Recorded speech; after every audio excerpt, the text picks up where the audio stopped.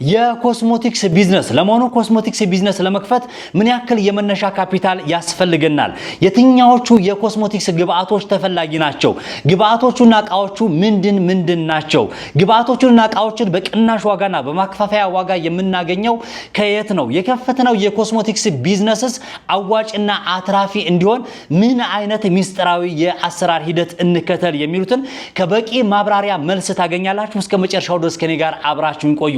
ክቡራንና ክቡራን ተመልካቾቼ በርካቶቻችሁ በጠይቃችሁ ጥያቄ መሰረት በአነስተኛ ካፒታል ተነስታችሁ ትርፋማ የምትሆኑበትን የኮስሞቲክስ ቢዝነስ ዛሬ እንደተለመደው ኮስት ብሬክዳውንና አጠቃላይ ያለው የሥራ ሂደት ምን ይመስላል የሚሉትን ፍንትው አድርገን እንመለከታለን። በድጋሚ የምትመለከቱበትን የሶሻል ሚዲያ ፕላትፎርም ዩቲዩብ ላይ ካላችሁ ሰብስክራይብ፣ ላይክ፣ ፎሎ እያደረጋችሁ ሼር እያደረጋችሁ ተከታተሉኝ። እስከ መጨረሻው ድረስ ከኔ ጋር አብራችሁን ቆዩ። የተከበራችሁና የተወዳችሁ ተመልካቾች እንግዲህ የምንመለከተው የኮስሞቲክስ ቢዝነስ በርካቶቻችሁ የምትጠይቁኝ ጥያቄ ሁሉም ቢዝነሶች ላይ ያዋጣል አያዋጣው ነው። እኔም ሁሌም እንደምላችሁ እንደተለመደው የትኛውም ቢዝነስ ላይ የትኛውም እዚች ምድር ላይ ያለ ቢዝነስ በደንብ አውቃችሁት በደንብ አስተንተናችሁ ኮስት ብሬክዳውኑን ሰርታችሁ አጥነታችሁ ከሰራችሁ ወይም ደግሞ ከጀመራችሁት የትኛውም ቢዝነስ አዋጭ ነው ልላችሁ ፈልጋለሁ።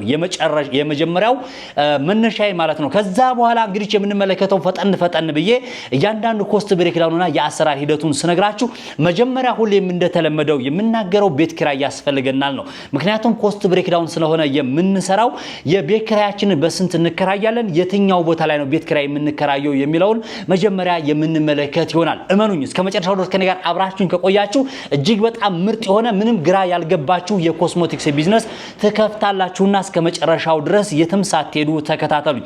ስለዚህ ቤት ኪራይ መክፈል አለብን ወይም ደግሞ ቤት ኪራይ መፈለግ አለብን። መጀመሪያ የት ቦታ ላይ ነው ቤት ኪራይ መፈለግ አለብን የሚሉትን መጀመሪያ ስንመለከት መጀመሪያ እንግዲህ ብዙ ጊዜ በዚህ ኮስሞቲክስ ቢዝነስ ስትከፍቱ ወይም ደግሞ የኮስሞቲክስ ሾፕ ስትከፍቱ ከስተመር የሚሆኗችሁ አብዛኛውን ጊዜ ወጣቶች ናቸው ተብሎ ይታሰባል። ወይም ደግሞ ሴቶች የሚሆኑ ወንዶች ወጣቶች ናቸው። ስለዚህ የት አካባቢ ነው የሚውሉ ተብሎ ሲታሰብ እነዚህ ወጣቶች ወይም ደግሞ እነዚህ ደንበኞቻችሁ የምታፈሩበት መስሪያ ቤት አካባቢ እንዲሁም ደግሞ የመኖሪያ ሰፈር አካባቢ ላይ እነዚህ ቦታዎች ላይ ቢሆን ይመከራል።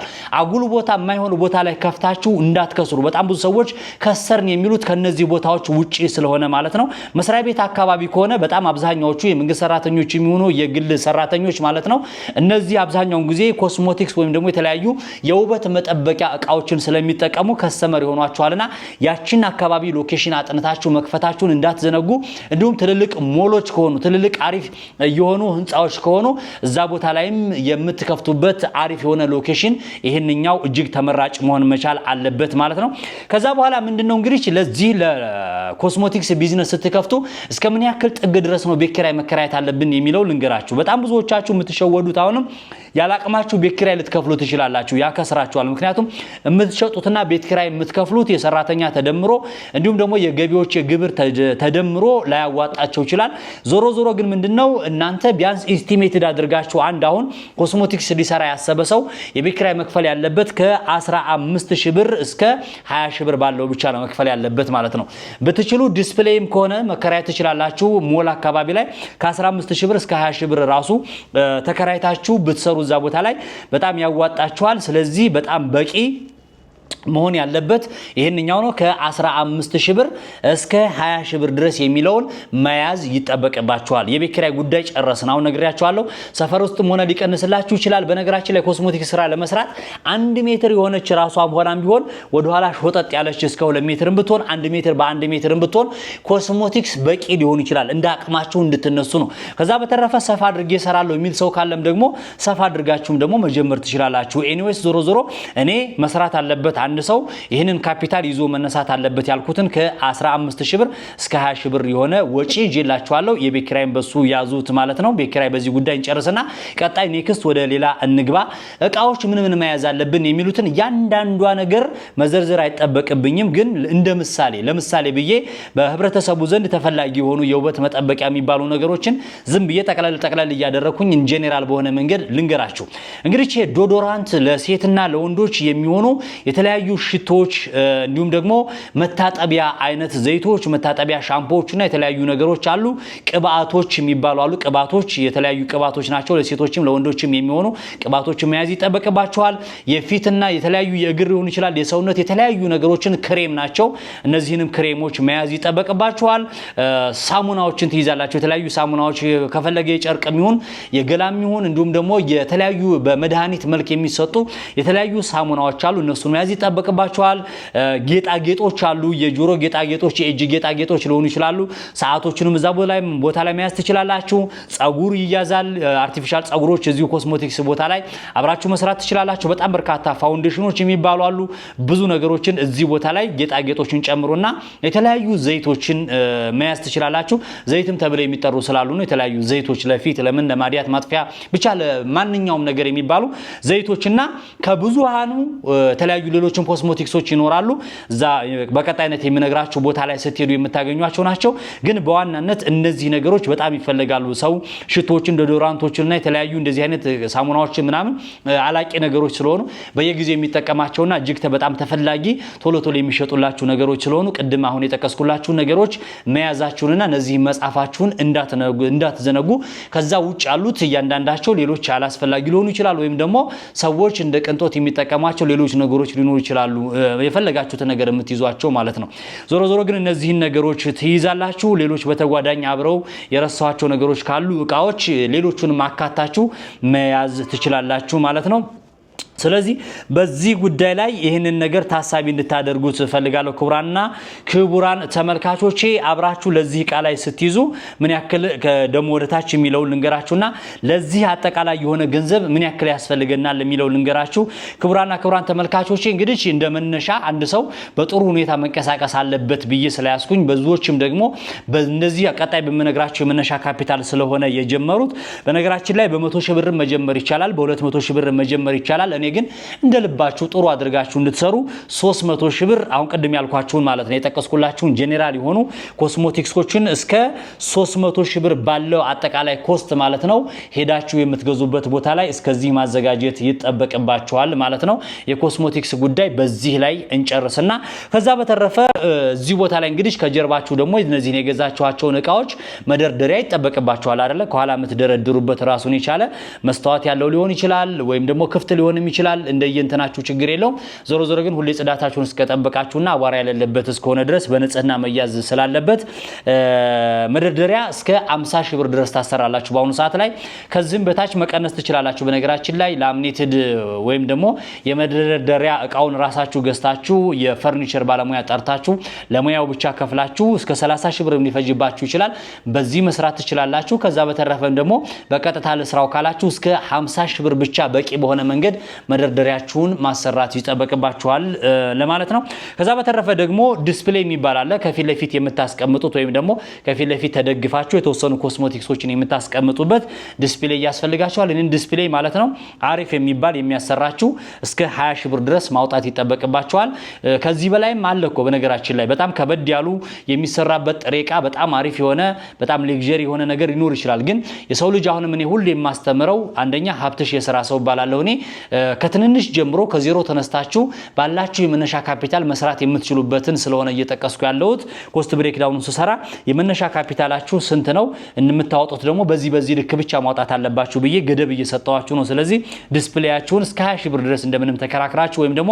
እስከ 20 ሺህ ብር ብቻ የሚፈጅባችሁን ዲስፕሌይ አሰርታችሁ እዚህ ቦታ ላይ ማስገባት ትችላላችሁ ማለት ነው በጣም ብዙዎቻችሁ ገብቷችኋል ብዬ አስባለሁ ከዚህ በተረፈ እንዴት አድርገን ከስተመር እናትርፍ እንዴት እናድርግ የሚለውን ከመናገሬ በፊት ቦታ የምናገኘው ከየት ነው በቅናሽ ዋጋና በማከፋፈያ ነው በጣም ብዙ ሰዎች የምትሸወዱት ነገር አንዳንድ ሱቃቸው ሙልት ስላለ ብቻ ወይም ደግሞ አለንኛ በደንብ በቃ እናከፋፈላለን በማከፋፈያ ዋጋ እንሸጥላችኋለን ስላሏችሁ ብቻ ከሆነ ሞቅ ካለ ሱቅ ገዝታችሁ ለምሳሌ ጎንደር ባህር ዳር መቀሌ ጅማ ያለ ሰው እዛው ሞቅ ካለ ወይም ደግሞ አቀም ካለው የኮስሞቲክስ መሸጫ ወይም ደግሞ ከሆነ ሸቀጣ ላይ ሄዳችሁ ነው የምታመጡት አይደለ እንደዛ ሮንግ የሆነ አስተሳሰብ ነው ልክ አይደለም አሁን እናንተ ሁሌም ማሰብ ያለባችሁ ማከፋፈያው የት ነው፣ በምን ያክል ፍሬ ይሸጡልኛል፣ ምን ያክል ብር ይዤ ብሄድ ያስተናግዱኛል የሚለውን መልስ ካገኛችሁ ከኔ ከዛ በቀጥታ ሄዳችሁ የምትገዙበትን ቦታ አሁን በቀጣይነት ልንገራችሁ።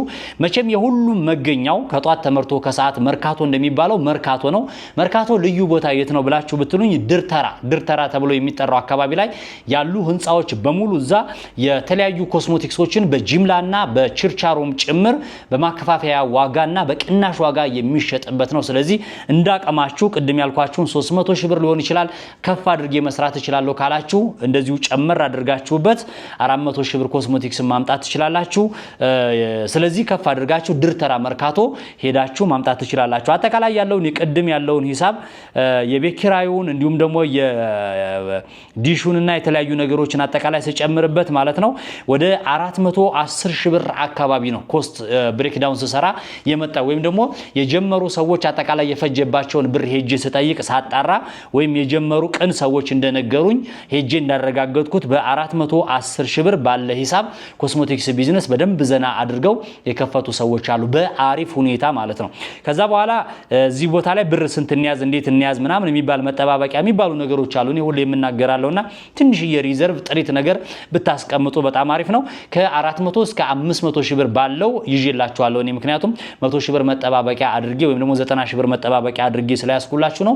90 ሺህ ብሩን ሲይዝላችሁ ይሄ ነገር እኮ አለ ልትሉ ትችላላችሁ። ክቡራን ተመልካቾች ዞሮ 90 ሺህ ብሩ ልተኙበት አይደለም ወይም ደግሞ ዝም ብላችሁ ልታስቀምጡት አይደለም። አንዳንድ የቀሩ ያልጠቀስኳቸውና ትንሽ ነገሩን ስራውን ሰፋ ማድረግ ከፈለጋችሁ ለምሳሌ አሁን ባነር ማስታወቂያ አንዳንድ ነገሮችን መስራት ከፈለጋችሁ ለሱ እንዲሆናችሁ ነው ማለት ነው። አብዛኛው ነገር ግልጽ ሆኖላችሁ ብዬ አስባለሁ። መጨረሻ ላይ ደንበኛ እንዴት እናፍራ፣ እንዴት ትርፋማ እንሆን፣ ምን አይነት ሚስጥራዊ የስራ ሂደት እንከተል የሚለው ነው አሁን የምነግራችሁ በቀጣይነት።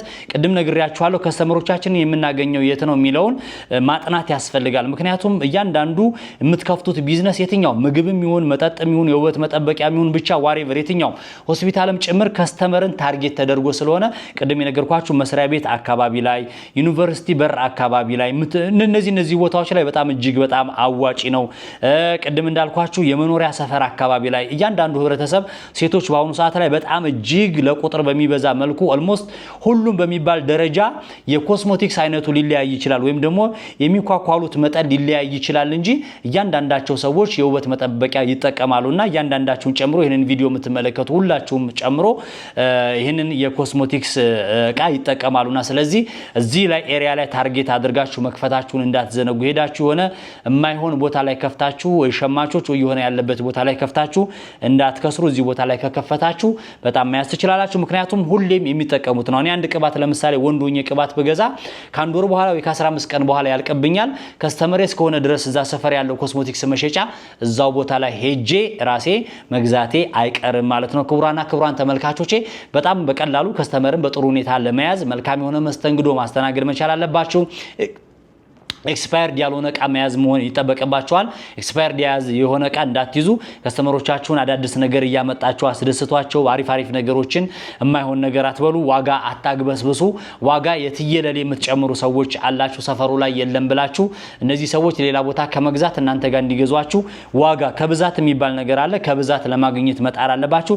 ሌላ የተለየ ተአምር የለም። ሁሌም ማላቂ ነው የኮስሞቲክስ እቃው ሁሌም ይሸጣሉ። እጅግ በጣም ከምነግራችሁ በላይ ተቆጣጣሪ የሌለው እጅግ በጣም አትራፊ የሆነ በጣም ምርጥ የሆነ ቢዝነስ ነው። ሁሌም እላችኋለሁ አትራፊና አዋጪ ሚሊዮነር የሚያደርግ ስላችሁ በጣም ብዙ ሰዎች የምታጣጥሉ አላችሁ። የትኛውም አይነት ቢዝነስ እጅግ በጣም አዋጪና አትራፊ አዎ ከሰራችሁ ነገ ሚሊዮነር የሚያደርግ ነው። ምክንያቱም ወደዛው ነው የምትገዘግሱት። ነገ ሚሊዮኑን ለመድረስ ዛሬ የከፈታችኋት የ300 የ400 ሺህ ብር የኮስሞቲክስ እቃ የዛሬ 6 ወርና የዛሬ ዓመት በሚሊዮን ትደርሳለች። ሚሊዮነር ማለት ያ ነው።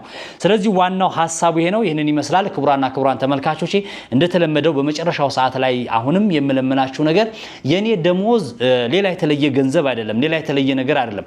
እኔ የምነግራችሁ የማመጣቸው የቢዝነስ ሐሳቦች ለሰዎች ተዳርሰው ምናልባትም እናንተም እኔ ምክንያት ሆነን እነዚህ ሰዎች ስራ ጀምረው ስራ አጥነት እስከ ወዳኛው እንዲጠፋና እንዳይጨነቁ ወንድሞቼ የተሻለ ቦታ እንዲደርሱ ስለሆነ ስለዚህ እንዲደርስ ደግሞ ሰዎች ምንድነው ማድረግ ያለባችሁ?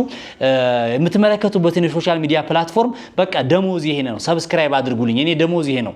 በደንብ አድሬስ ይሁንልኝ የምትመለከቱት ከሀብትሽ ጋር የተሰኘ ሁለተኛው ዩቲዩብ ቻናል ነው በነገራችን ላይ ትልቁ ዩቲዩብ ቻናል አለ እዛኛው ላይ ኦልሞስት 200,000 ሰብስክራይብ ያለው የሀብትሽ ጋር ምንድነው ከሀብትሽ የሥራ ሰው ወይም ደግሞ ቢዝነስማን የሚል ዩቲዩብ ቻናል ላይ ትልልቅ የቢዝነስ ሐሳቦችን ምዛ ላይ ለቃለው እዚህም ላይ ተመለሽበት እመጣለሁ ይሄንን ቪዲዮ ደግሞ ቲክቶክ ላይ ያያያችሁ ከሆነ ያላችሁት ምናልባትም ይሄኛው ቪዲዮ የመጨረሻ ሊሆን ይችላል ዛሬ ምክንያቱም ሁሌ የምመለቀው ቪዲዮ ዩቲዩብ ላይ ነው ስለዚህ ሁሌም የምትመለከቷትን ፊት ለፊት ከሀብትሽ ጋር የተሰኘውን የዩቲዩብ ቻናል በቀጥታ ዩቲዩብ ላይ ሄዳችሁ ሰርች አድርጉ ወይም ደግሞ ፕሮፋይል ላይ ሊንክ አለላችሁ እሱ ነክታችሁ እዛ እንገናኝላችኋለሁ ቅንነት ካለ መልካምነት ካለ ደግነት ካለ የምንተሳሰብ ከሆነ ሁሌም ማለት ነው እኔም አሪፍ የቢዝነስ ሐሳቦችን ይዤላችሁ መጣለሁ በቀጣይ የትኛው ይቅደምላችሁ ምክንያቱም እኔ እንደ ሐሳብ እንደ አጀንዳ ወደናንተ ላቀርባችሁ ያሰብኳቸው በትንሹ ከ1000 በላይ ምርጥ አዋጭ የሆኑ የቢዝነስ ሐሳቦች አሉ እነሱን አቀርብላችኋለሁ ግን